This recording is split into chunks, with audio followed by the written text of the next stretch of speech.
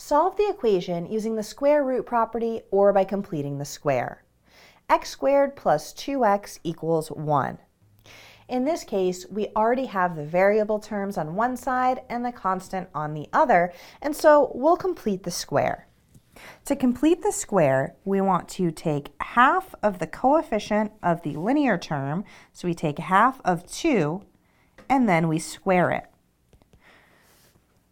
This is equal to 1 squared, or 1. So we'll add 1 to both sides of the equation in order to complete the square.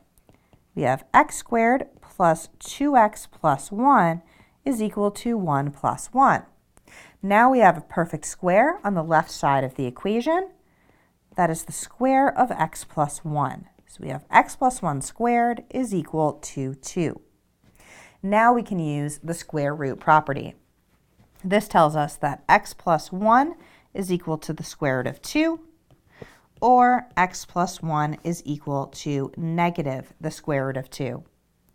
Solving both of these equations by subtracting 1 from both sides, we get x is equal to negative 1 plus the square root of 2, or x is equal to negative 1 minus the square root of 2.